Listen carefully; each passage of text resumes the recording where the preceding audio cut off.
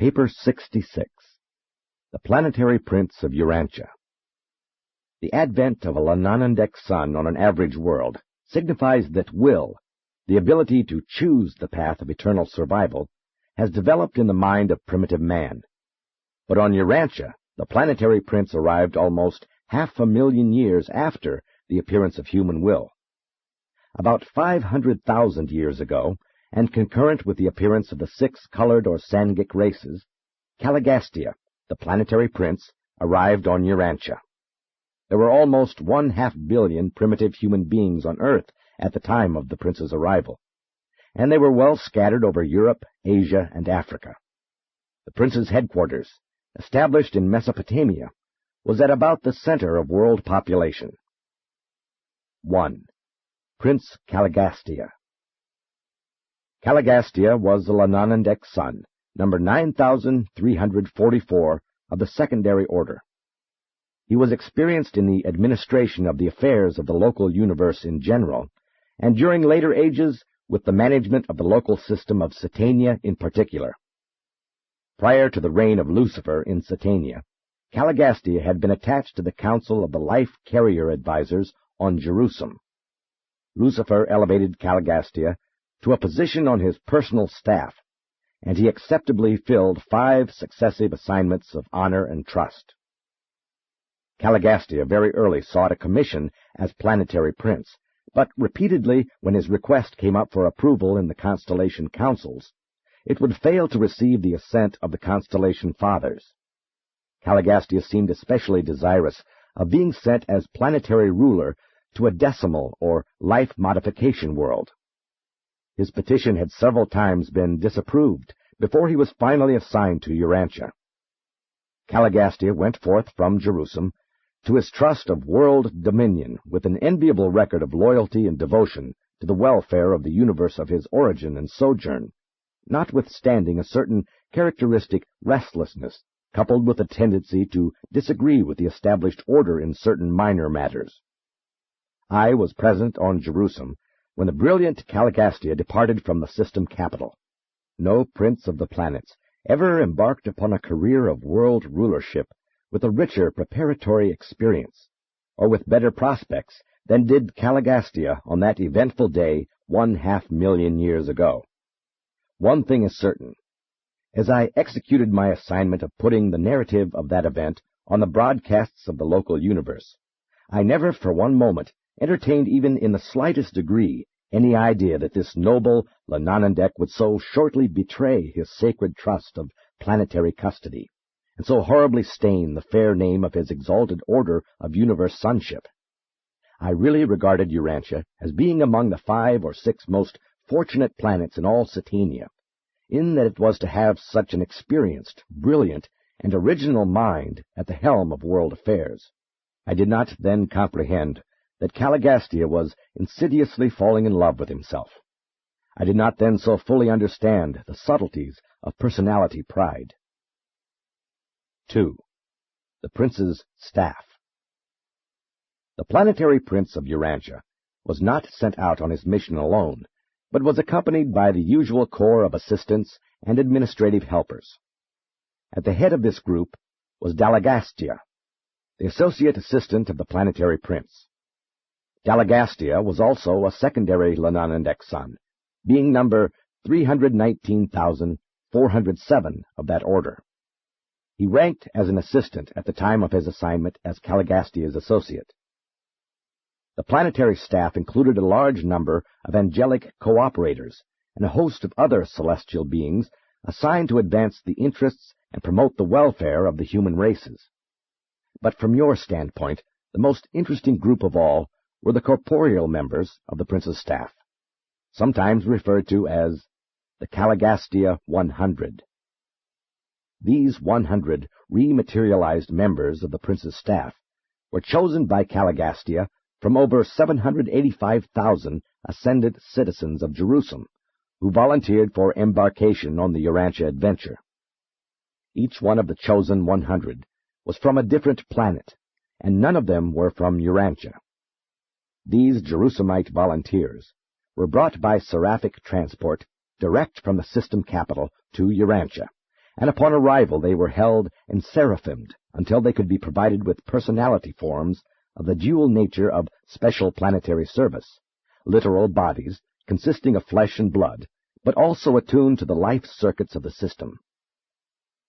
Sometime before the arrival of these 100 Jerusalem citizens, the two supervising life carriers resident on Urantia, having previously perfected their plans, petitioned Jerusalem and Urantia for permission to transplant the life plasm of 100 selected survivors of the Andon and Fanta stock into the material bodies to be projected for the corporeal members of the prince's staff. The request was granted on Jerusalem and approved on Urantia. Accordingly, 50 males and 50 females of the Andon and Fanta posterity, representing the survival of the best strains of that unique race, were chosen by the life carriers. With one or two exceptions, these Andonite contributors to the advancement of the race were strangers to one another. They were assembled from widely separated places by coordinated thought-adjuster direction and seraphic guidance at the threshold of the planetary headquarters of the prince. Here the 100 human subjects were given into the hands of the highly skilled volunteer commission from Avalon, who directed the material extraction of a portion of the life plasm of these Andon descendants. This living material was then transferred to the material bodies, constructed for the use of the 100 Jerusalemite members of the prince's staff. Meantime, these newly arrived citizens of the system capital were held in the sleep of seraphic transport. These transactions, together with the literal creation of special bodies for the Caligastia 100, gave origin to numerous legends, many of which subsequently became confused with the later traditions concerning the planetary installation of Adam and Eve.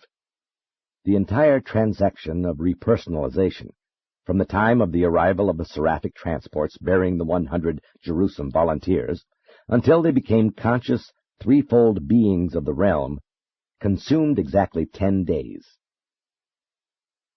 3. Dalmatia, the city of the prince. The headquarters of the planetary prince was situated in the Persian Gulf region of those days, in the district corresponding to later Mesopotamia. The climate and landscape in the Mesopotamia of those times were in every way favorable to the undertakings of the prince's staff and their assistants, very different from conditions which have sometimes since prevailed. It was necessary to have such a favoring climate as a part of the natural environment designed to induce primitive Urantians to make certain initial advances in culture and civilization. The one great task of those ages was to transform man from a hunter to a herder, with the hope that later on he would evolve into a peace-loving, home-abiding farmer. The headquarters of the planetary prince on Urantia was typical of such stations on a young and developing sphere.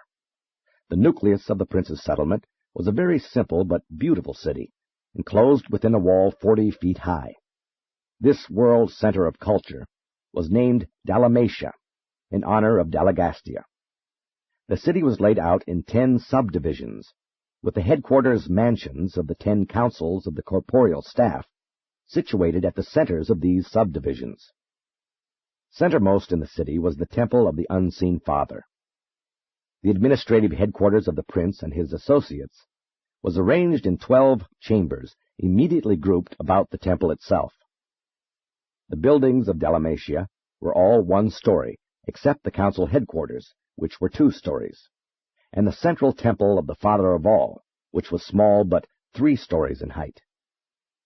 The city represented the best practices of those early days in building material. Brick. Very little stone or wood was used. Home building and village architecture among the surrounding peoples were greatly improved by the Dalmatian example. Near the prince's headquarters there dwelt all colors and strata of human beings, and it was from these nearby tribes that the first students of the prince's schools were recruited. Although these early schools of Dalmatia were crude, they provided all that could be done for the men and women of that primitive age. The prince's corporeal staff continuously gathered about them the superior individuals of the surrounding tribes, and, after training and inspiring these students, sent them back as teachers and leaders of their respective peoples. 4. Early Days of the 100. The arrival of the prince's staff created a profound impression. While it required almost 1,000 years for the news to spread abroad, those tribes near the Mesopotamian headquarters were tremendously influenced by the teachings and conduct of the 100 new sojourners on Urantia, and much of your subsequent mythology grew out of the garbled legends of these early days, when these members of the prince's staff were repersonalized on Urantia as supermen. The serious obstacle to the good influence of such extraplanetary teachers is the tendency of mortals to regard them as gods. But aside from the technique of their appearance on Earth, the Caligastia 100, 50 men and 50 women, did not resort to supernatural methods nor superhuman manipulations. But the corporeal staff were nonetheless superhuman. They began their mission on Urantia as extraordinary threefold beings. 1. They were corporeal and relatively human, for they embodied the actual life plasm of one of the human races, the endonic life plasm of Urantia. These 100 members of the prince's staff were divided equally as to sex and in accordance with their previous mortal status. Each person of this group was capable of becoming co-parental to some new order of physical being, but they had been carefully instructed to resort to parenthood only under certain conditions. It is customary for the corporeal staff of a planetary prince to procreate their successors sometime prior to retiring from special planetary service. Usually this is at, or shortly after, the time of the arrival of the planetary Adam and Eve. These special beings, therefore, had little or no idea as to what type of material creature would be produced by their sexual union, and they never did know. Before the time for such a step in the prosecution of their world work, the entire regime was upset by rebellion, and those who later functioned in the parental role had been isolated from the life currents of the system. In skin color and language, these materialized members of Caligastia's staff followed the endonic race. They partook of food as did the mortals of the realm, with this difference. The recreated bodies of this group were fully satisfied by a non-flesh diet. This was one of the considerations which determined their residence in a warm region abounding in fruits and nuts. The practice of subsisting on a non-flesh diet dates from the times of the Caligastia 100, for this custom spread near and far to affect the eating habits of many surrounding tribes, groups of origin in the once exclusively meat-eating evolutionary races. 2. The 100 were material but superhuman beings, having been reconstituted on Urantia as unique men and women of a high and special order. This group, while enjoying provisional citizenship on Jerusalem, were as yet unfused with their thought adjusters, and when they volunteered and were accepted for planetary service in liaison with the descending orders of sonship, their adjusters were detached. But these Jerusalemites were superhuman beings. They possessed souls of ascendant growth. During the mortal life in the flesh, the soul is of embryonic estate. It is born, resurrected, in the Urantia life, and experiences growth through the successive Urantia worlds. And the souls of the Caligastia 100 had thus expanded through the progressive experiences of the 7 mansion worlds to citizenship status on Jerusalem. In conformity to their instructions, the staff did not engage in sexual reproduction, but they did painstakingly study their personal constitutions, and they carefully explored every imaginable phase of intellectual, mind, and Urantia, soul, liaison. And it was during the 33rd year of their sojourn in Dalmatia, long before the wall was completed, that number 2 and number 7 of the Danite group accidentally discovered a phenomenon attendant upon the liaison of their Urantia selves, supposedly non-sexual and non-material, and the result of this adventure proved to be the first of the primary midway creatures. This new being was wholly visible to the planetary staff and to their celestial associates, but was not visible to the men and women of the various human tribes. Upon authority of the planetary prince, the entire corporeal staff undertook the production of similar beings, and all were successful, following the instructions of the pioneer Danite pair. Thus did the prince's staff eventually bring into being the original core of 50,000 primary midwayers. These mid-type creatures were of great service in carrying on the affairs of the world's headquarters. They were invisible to human beings, but the primitive sojourners at Dalmatia were taught about these unseen semi-spirits, and for ages they constituted the sum total of a spirit world to these evolving mortals. 3. The Caligastia 100 were personally immortal or undying. There circulated through their material forms the antidotal complements of the life currents of the system, and had they not lost contact with the life circuits through rebellion, they would have lived on indefinitely, until the arrival of a subsequent Son of God, or until their sometime later release to resume the interrupted journey to Havona and Paradise. These antidotal complements of the Satania life currents were derived from the fruit of the tree of life, a shrub of Edentia, which was sent to Urantia by the Most Highs of Norlashadek at the time of Caligastia's arrival. In the days of Dalmatia, this tree grew in the central courtyard of the temple of the Unseen Father, and it was the fruit of the tree of life that enabled the material and otherwise mortal beings of the prince's staff to live on indefinitely as long as they had access to it. While of no value to the evolutionary races, this supersustenance was quite sufficient to confer continuous life upon the Caligastia 100, and also upon the 100 modified Andinites who were associated with them. It should be explained in this connection that, at the time the 100 Andinites contributed their human germplasm to the members of the prince's staff, the life carriers introduced into their mortal bodies the complement of the system circuits, and thus were they enabled to live on concurrently with the staff century after century, in defiance of physical death. Eventually the 100 Andinites were made aware of their contribution to the new forms of their superiors, and these same 100 children of the Andon tribes were kept at headquarters as the personal attendants of the prince's corporeal staff. 5. Organization of the 100. The 100 were organized for service in 10 autonomous councils of 10 members each.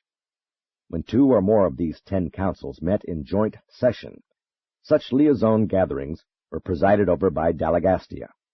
These 10 groups were constituted as follows. 1. The Council on Food and Material Welfare. This group was presided over by Ang. Food, water, clothes, and the material advancement of the human species were fostered by this able corps. They taught well digging, spring control, and irrigation.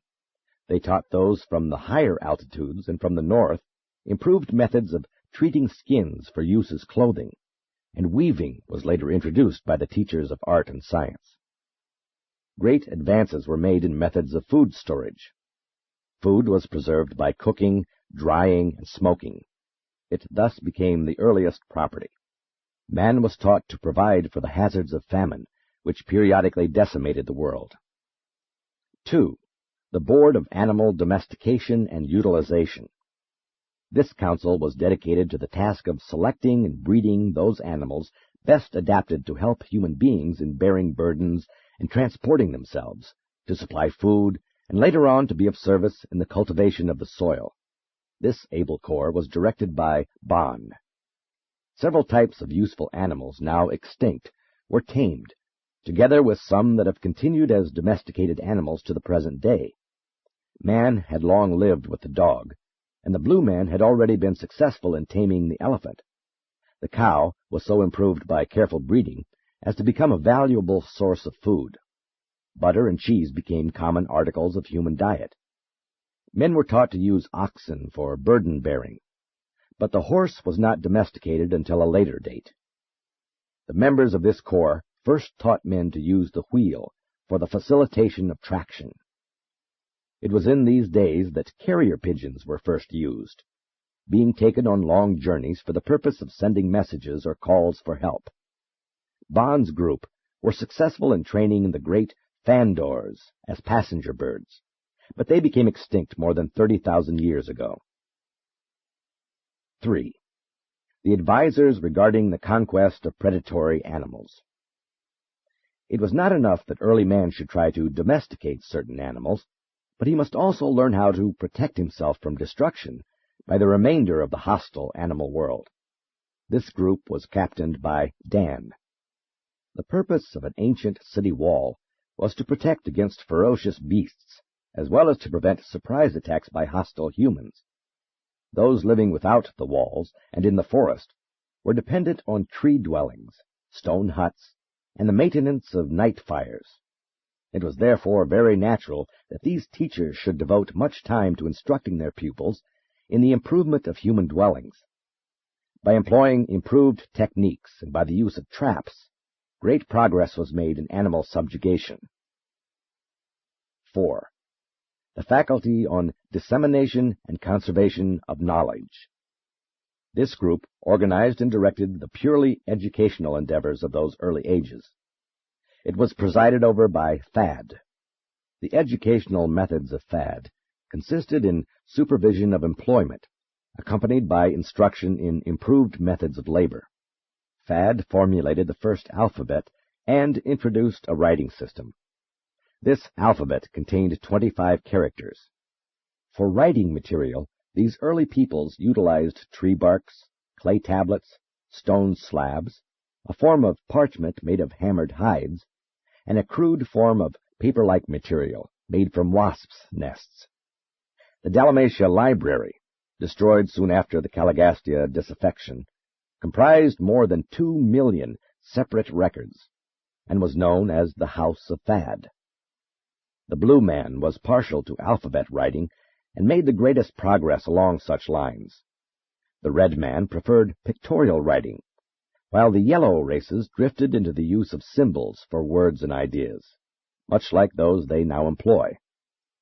But the alphabet and much more was subsequently lost to the world during the confusion attendant upon rebellion. The Caligastia defection destroyed the hope of the world for a universal language, at least for untold ages. 5. The Commission on Industry and Trade. This council was employed in fostering industry within the tribes, and in promoting trade between the various peace groups. Its leader was Nod. Every form of primitive manufacture was encouraged by this corps. They contributed directly to the elevation of standards of living by providing many new commodities to attract the fancy of primitive men. They greatly expanded the trade in the improved salt produced by the Council on Science and Art. It was among these enlightened groups, educated in the Dalmatia schools, that the first commercial credit was practiced. From a central exchange of credits, they secured tokens which were accepted in lieu of the actual objects of barter. The world did not improve upon these business methods for hundreds of thousands of years. 6. The College of Revealed Religion. This body was slow in functioning. Urantia civilization was literally forged out between the anvil of necessity and the hammers of fear.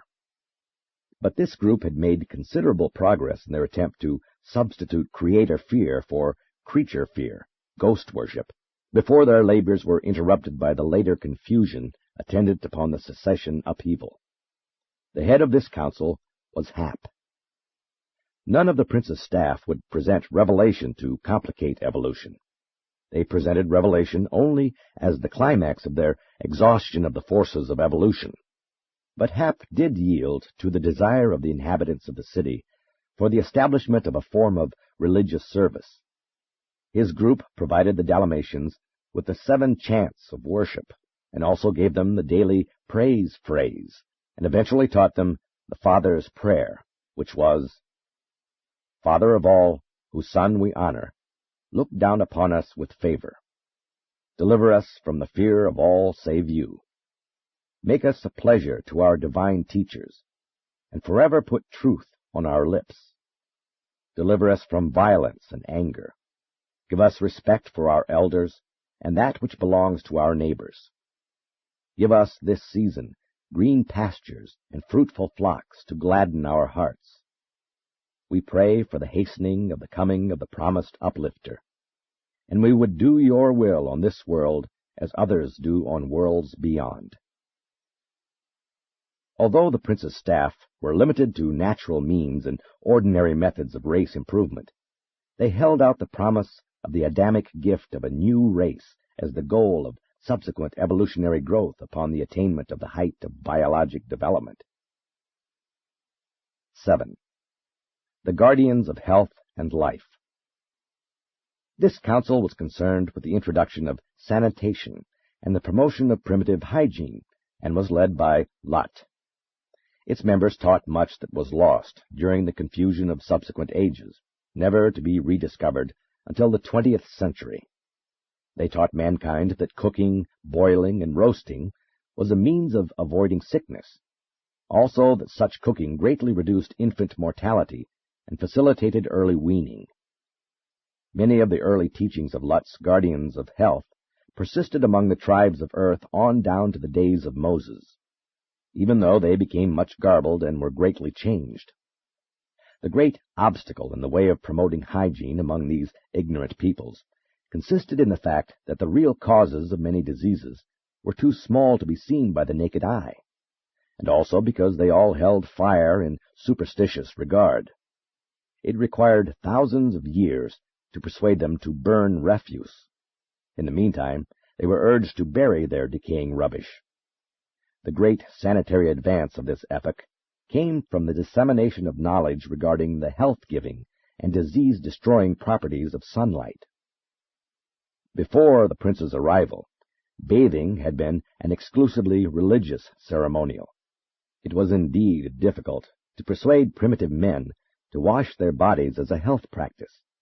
Lut finally induced the religious teachers to include cleansing with water as a part of the purification ceremonies to be practiced in connection with the noontime devotions once a week in the worship of the Father of all. These guardians of health also sought to introduce handshaking in substitution for saliva exchange or blood drinking as a seal of personal friendship and as a token of group loyalty.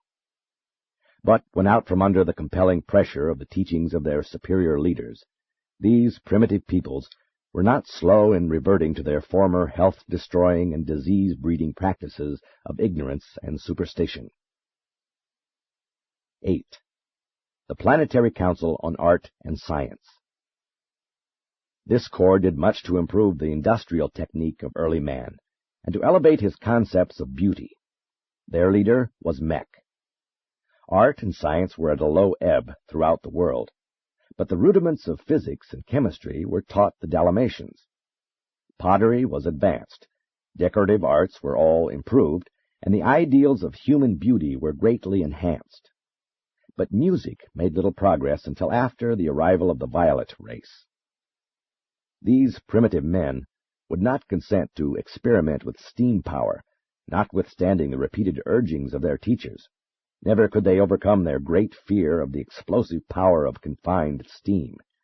They were, however, finally persuaded to work with metals and fire, although a piece of red-hot metal was a terrorizing object to early man. Mech did a great deal to advance the culture of the Andinites and to improve the art of the blue man. A blend of the blue man with the Andon stock produced an artistically gifted type, and many of them became master sculptors.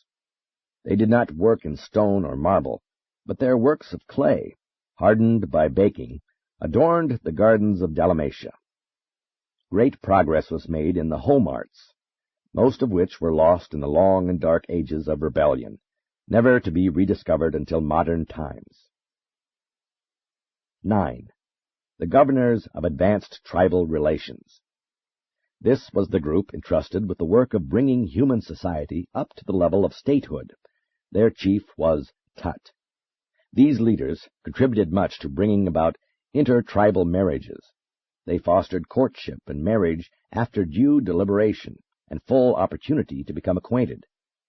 The purely military war dances were refined and made to serve valuable social ends. Many competitive games were introduced. But these ancient folk were a serious people. Little humor graced these early tribes.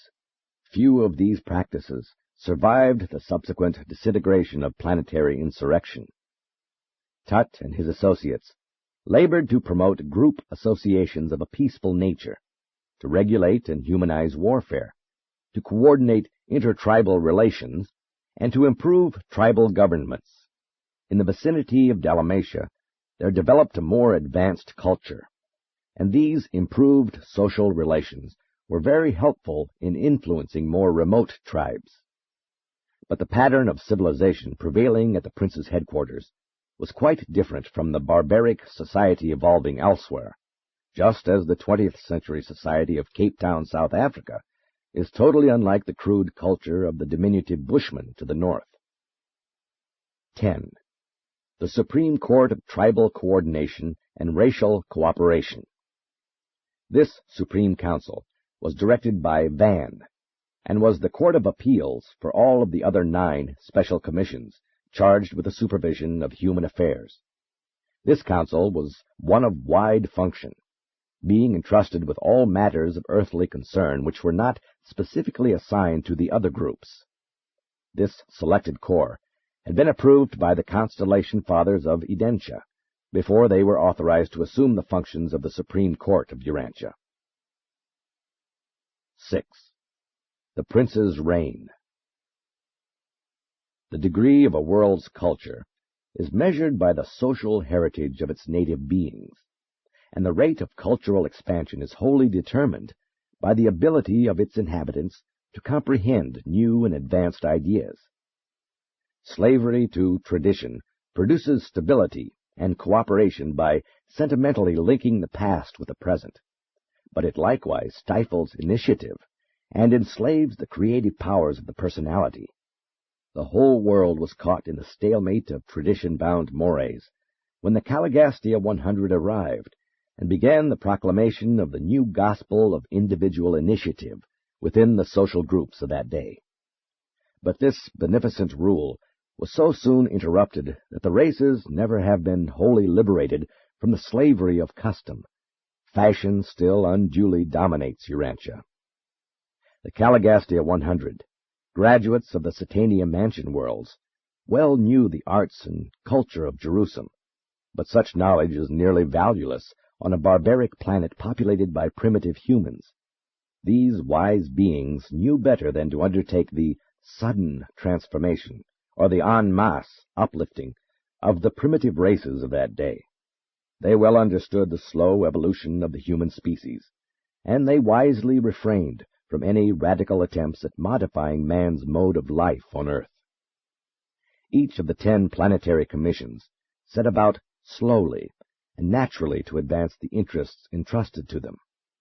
Their plan consisted in attracting the best minds of the surrounding tribes, and, after training them, sending them back to their people as emissaries of social uplift. Foreign emissaries were never sent to a race except upon the specific request of that people. Those who labored for the uplift and advancement of a given tribe or race were always natives of that tribe or race. The 100 would not attempt to impose the habits and mores of even a superior race upon another tribe. Always they patiently worked to uplift and advance the time-tried mores of each race. The simple folk of Urantia brought their social customs to Dalmatia, not to exchange them for new and better practices, but to have them uplifted by contact with a higher culture and by association with superior minds. The process was slow but very effectual. The Dalmatia teachers sought to add conscious social selection to the purely natural selection of biologic evolution. They did not derange human society, but they did markedly accelerate its normal and natural evolution. Their motive was progression by evolution and not revolution by revelation. The human race had spent ages in acquiring the little religion and morals it had, and these supermen knew better than to rob mankind of these few advances by the confusion and dismay which always result when enlightened and superior beings undertake to uplift the backward races by over-teaching and over-enlightenment. When Christian missionaries go into the heart of Africa, where sons and daughters are supposed to remain under the control and direction of their parents throughout the lifetime of the parents, they only bring about confusion and the breakdown of all authority when they seek in a single generation to supplant this practice by teaching that these children should be free from all parental restraint after they have attained the age of 21. 7. Life in Dalmatia. The prince's headquarters, though exquisitely beautiful and designed to awe the primitive men of that age, was altogether modest.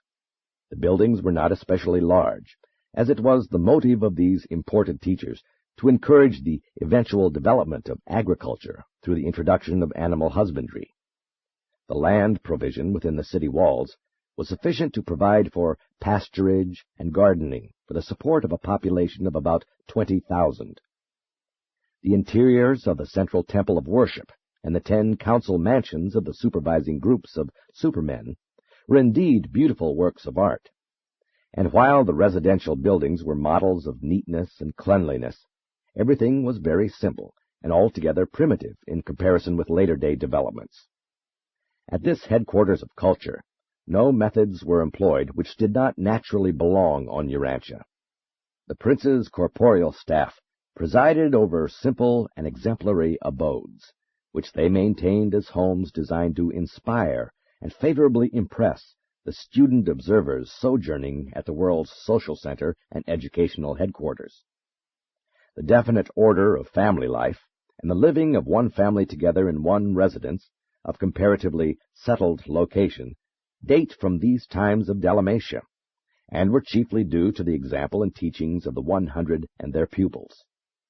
The home as a social unit never became a success until the supermen and superwomen of Dalmatia led mankind to love and plan for their grandchildren and their grandchildren's children. Savage man loves his child, but civilized man loves also his grandchild. The prince's staff lived together as fathers and mothers. True, they had no children of their own, but the 50 pattern homes of Dalmatia never sheltered less than 500 adopted little ones, assembled from the superior families of the Andonic and Sangic races. Many of these children were orphans. They were favored with the discipline and training of these super-parents, and then, after 3 years in the schools of the prince, they entered from 13 to 15, they were eligible for marriage and ready to receive their commissions as emissaries of the prince to the needy tribes of their respective races. Fad sponsored the Dalmatia plan of teaching that was carried out as an industrial school in which the pupils learned by doing, and through which they worked their way by the daily performance of useful tasks. This plan of education did not ignore thinking and feeling in the development of character, but it gave first place to manual training. The instruction was individual and collective. The pupils were taught by both men and women, and by the two acting conjointly. One half of this group instruction was by sexes, the other half was coeducational. Students were taught manual dexterity as individuals, and were socialized in groups or classes. They were trained to fraternize with younger groups, older groups, and adults, as well as to do teamwork with those of their own ages. They were also familiarized with such associations as family groups, play squads, and school classes. Among the later students trained in Mesopotamia for work with their respective races were Andonites from the highlands of western India, together with representatives of the red men and the blue men. Still later, a small number of the yellow race were also received. Hap presented the early races with a moral law. This code was known as the Father's Way, and consisted of the following 7 commands. 1. You shall not fear nor serve any god but the Father of all. 2. You shall not disobey the Father's Son, the world's ruler, nor show disrespect to his superhuman associates. 3. You shall not speak a lie when called before the judges of the people. 4. You shall not kill men, women, or children. 5. You shall not steal your neighbor's goods or cattle.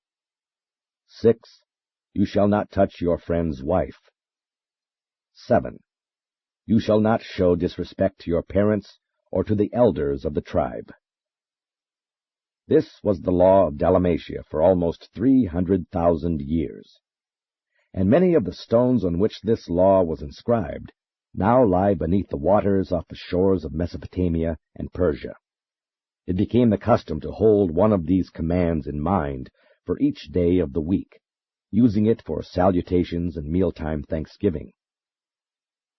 The time measurement of these days was the lunar month, this period being reckoned as 28 days. That, with the exception of day and night, was the only time reckoning known to the early peoples. The 7-day week was introduced by the Dalmatia teachers, and grew out of the fact that 7 was 1/4 of 28. The significance of the number 7 in the super-universe undoubtedly afforded them opportunity to introduce a spiritual reminder into the common reckoning of time. But there is no natural origin for the weekly period. The country around the city was quite well settled within a radius of 100 miles. Immediately surrounding the city, hundreds of graduates of the prince's schools engaged in animal husbandry and otherwise carried out the instruction they had received from his staff and their numerous human helpers. A few engaged in agriculture and horticulture. Mankind was not consigned to agricultural toil as the penalty of supposed sin.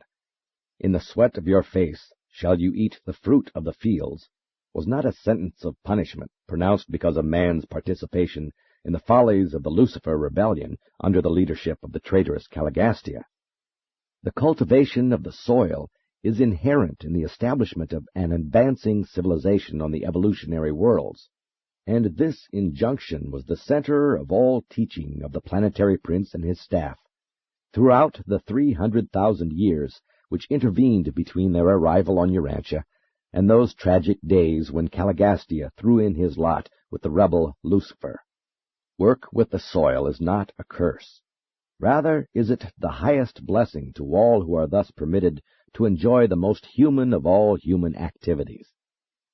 At the outbreak of the rebellion, Dalmatia had a resident population of almost 6,000. This number includes the regular students, but does not embrace the visitors and observers, who always numbered more than 1,000. But you can have little or no concept of the marvelous progress of those faraway times. Practically all of the wonderful human gains of those days were wiped out by the horrible confusion and abject spiritual darkness which followed the Caligastia catastrophe of deception and sedition.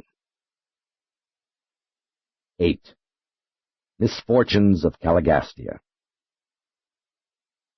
In looking back over the long career of Caligastia, we find only one outstanding feature of his conduct that might have challenged attention.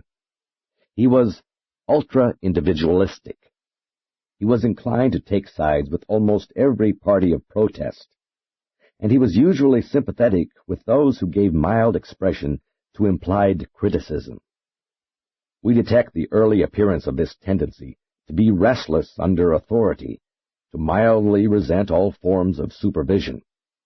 While slightly resentful of senior counsel and somewhat restive under superior authority, nonetheless, whenever a test had come, he had always proved loyal to the universe rulers and obedient to the mandates of the Constellation Fathers.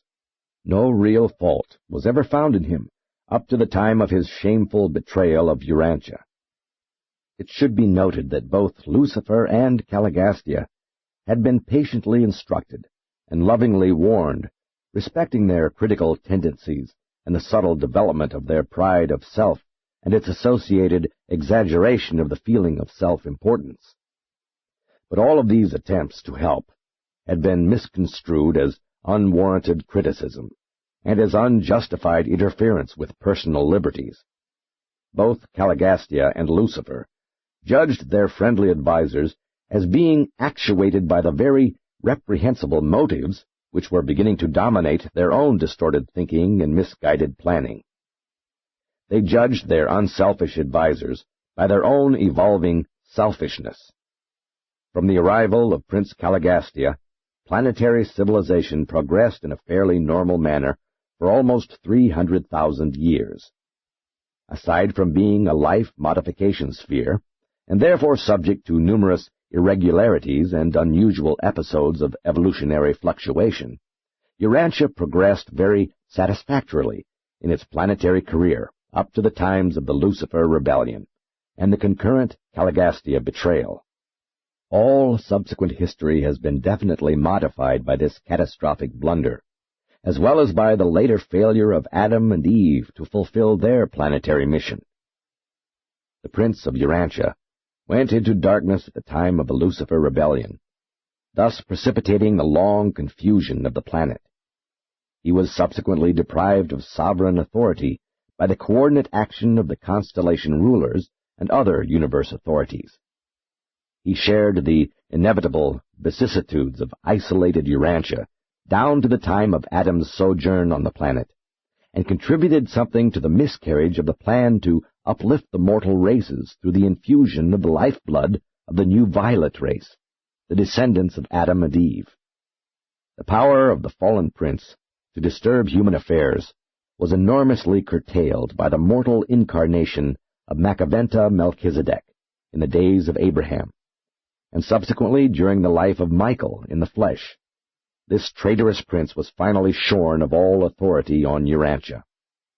The doctrine of a personal devil on Urantia, though it had some foundation in the planetary presence of the traitorous and iniquitous Caligastia, was nevertheless wholly fictitious in its teachings that such a devil could influence the normal human mind against its free and natural choosing.